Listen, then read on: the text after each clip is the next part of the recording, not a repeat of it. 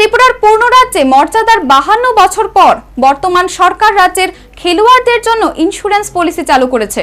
Tripura sports journalist ক্লাবের বার্ষিক পুরস্কার বিতরণী অনুষ্ঠানে এই অভিমত ব্যক্ত করলেন ক্রীড়ামন্ত্রী টিঙ্কু রায়। অনুষ্ঠানে বর্ষসেরা 8 খেলোয়াড় এবং একজনকে লাইফ টাইম অ্যাচিভমেন্ট পুরস্কারে ভূষিত করেন তিনি। কলম কথা বলে। 90-এর দশকে যে কলম রাজ্যের ক্রীড়ামান উন্নয়নের রূপরেখা তুলে ধরবার প্রতিজ্ঞা নিয়ে কাজ শুরু করেছিল, আজ তার বয়স 33 পেরিয়েছে। গত 3 দশকেরও বেশি সময় ধরে ক্রীড়া জগতের অনেক ইতিহাসের সাক্ষী ত্রিপুরা স্পোর্টস জার্নালিস্ট ক্লাব। প্রথাগত নিয়ম অনুসারে এই বছরও ত্রিপুরা স্পোর্টস জার্নালিস্ট ক্লাবের উদ্যোগে অনুষ্ঠিত হলো বার্ষিক পুরস্কার বিতরণ অনুষ্ঠান। অনুষ্ঠানে বর্ষসেরা 8 খেলোয়াড়কে সম্বর্ধনা জানানো হয়, যাদের মধ্যে ছিলেন cricketer Sriram Pal, footballer Pritam Hossain, gymnast Sriparna Debnath, যোগাসনে Parinita De, judoka Tania Das, body builders Rita Nag, দাবারু আরাধ্যা দাস এবং অর্শিয়া দাস। তাছাড়া লাইফ টাইম অ্যাচিভমেন্ট অ্যাওয়ার্ড প্রদান করা হয় অর্জুন পুরস্কার প্রাপ্ত জিমনাস্ট ডক্টর কল্পনা দেবনাথকে। সম্বর্ধনা অনুষ্ঠানে উপস্থিত ছিলেন ক্রীড়ামন্ত্রী টিঙ্কু রায়, ক্রীড়া দপ্তরের অধিকর্তা সত্যব্রত নাথ, অর্জুন পুরস্কার প্রাপ্ত gymnast Montu Debnath, Tripura sports journalist ক্লাবের সভাপতি সূর্য চক্রবর্তী সহ অন্যান্যরা।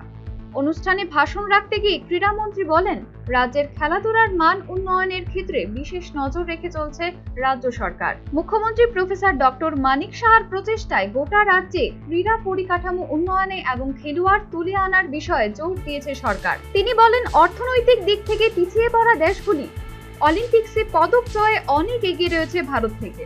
তার জন্য সমস্ত স্পোর্টস লাভারদের আরো বেশি করে সুপরামর্শ দেবার আহ্বান জানান তিনি। পাশাপাশি মন্ত্রী বলেন, ছেলে মেয়েদের খেলাধুলার সার্বিক উন্নতির জন্য সমস্ত অভিভাবকরা যেন ছেলে মেয়েদেরকে সরকারি স্বীকৃত প্রাপ্ত খেলাধুলার প্রশিক্ষণ কেন্দ্রগুলিতে তাদের ভর্তি করেন। এর ফলে প্রকৃত শিক্ষার মধ্য দিয়ে ছেলেমেয়েরা বিকশিত হবে, ঠিক তেমনি আগামী স্বপ্ন পূরণ হবে বলে অভিমত ব্যক্ত করেন। কি হচ্ছে না, সমস্ত কিছু আমরা অ্যাচিভ করতে পারছি, অথচ খেলাধুলায় আমরা এতখানি পিছিয়ে। যে সমস্ত দেশ আজ আমাদের অর্থের উপরে, আমাদের বিভিন্ন সামগ্রী দিয়ে ওই দেশ চলে, ওই সমস্ত দেশের নিচে আমাদের মেডেল সংখ্যা তালিতে এসে যায়। আমরা কেন পারবো না? আমাদের সংকল্প নিতে হবে খেলোয়াড়দের, স্পোর্টস লাভারদের সবাই মিলে, যে আমরা টিম ওয়ার্ক করবো, আমরা সকলে মিলে। আমরা যখন যেটা করব সবাই মিলে যদি করি, তাহলে এটাও আমরা অ্যাচিভ করতে পারবো। আজ আমরা এখানে আছি, আমি যেটা বলছিলাম যে আমাদের এখানেও আমাদের রাজ্য বহিরাজ্য অনেকগুলো অ্যাসোসিয়েশন, সেটা আমাদের এখানে শুধু নয়, বহিরাজ্য গোটা দেশে অনেকগুলো ফ্রড অ্যাসোসিয়েশন এসছে। এখানে একজন ব্যাংকার আছেন, গ্রামীণ ব্যাংক থেকে এসছেন। এরকম ব্যাংক বা কর্পোরেট হাউসগুলোকে গিয়ে বলছে যে আপনারা আমাদেরকে সিএসআর দিন, আমাদেরকে একটু ফান্ডিং করুন, আমরা একটা স্টেট লেভেল টুর্নামেন্ট করব বা আমরা একটা ন্যাশনাল লেভেল টুর্নামেন্ট করব। সেখান থেকে চিঠি চলে আসছে বিভিন্ন অ্যাসোসিয়েশন ফেডারেশনের কাছে যে আপনারা প্লেয়ার পাঠান, আমরা একটা বড় টুর্নামেন্ট করছি।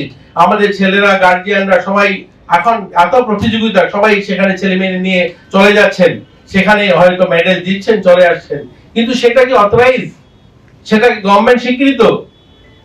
আমরা চাই, আমাদের সরকার চায়, আপনারা সবাই শুনেছেন আমরা পিআই নেব, 300 পিআই নেব। এই পিআইয়ের জন্য মাননীয় মুখ্যমন্ত্রী বলছেন আমাদের খেলোয়াড়রা যারা মাঠে পড়ে থাকে তাদের জন্য এই চাকরিগুলো হওয়া চাই। তার জন্য আমরা অনেক সময় লাগে কি করে আমাদের রাজ্যের ছেলেমেয়েরা যারা খেলাধুলা করে, যারা মাঠে থাকে, তাদেরকে এই চাকরিগুলো কি করে দেওয়া যায়। যারা খেলোয়াড়, যারা খেলাকে ভালোবাসে, তারাই যেন ওই চাকরিতে আসতে পারে। তার জন্য আমরা যা যা নিয়ম করতে হবে তা আমরা করেছি। আমরা বলেছি আমাদের রাজ্যে যারা বিভিন্ন টুর্নামেন্টে, অথরাইজ টুর্নামেন্টে, অর্থাৎ সেখানে আবার আসছি, যারা গভর্নমেন্ট স্বীকৃত যে সমস্ত টুর্নামেন্ট হয়েছে রাজ্যে, যারা সেখানে পার্টিসিপেট করেছে, যারা প্রথম দ্বিতীয় হয়েছে, তারাই সেখানে অ্যাপ্লাই করতে পারবে এই চাকরির জন্য। ন্যাশনাল লেভেলেও যারা ওই অথরাইজ গেম, যেখানে অথরাইজ কোনো ধরনের গভর্নমেন্ট অর্গানাইজ করেছে বা অলিম্পিক অ্যাসোসিয়েশন অর্গানাইজ করেছে, ন্যাশনাল লেভেলে, ইন্টারন্যাশনাল লেভেলে যারা পার্টিসিপেট করেছে, তারা সেখানে অ্যাপ্লাই করতে পারবে।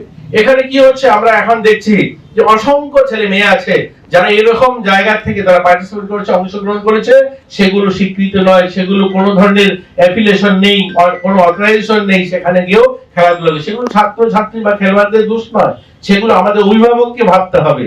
আমরা যারা খেলাকে পরিচালনা করছি, আমরা বিভিন্ন অ্যাসোসিয়েশন ফেডারেশন চালাই, আমাদের সেগুলো ভাবতে হবে যে আমরা আমাদের ছেলে মেয়ের ভবিষ্যৎ নিয়ে যেন না খেলা করি, অর্থাৎ তাদের ভবিষ্যৎটা যেন আমরা চিন্তা করি।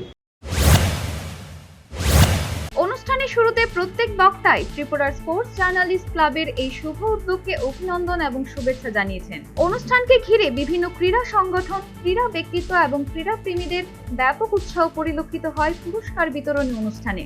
Bureau report, news vanguard.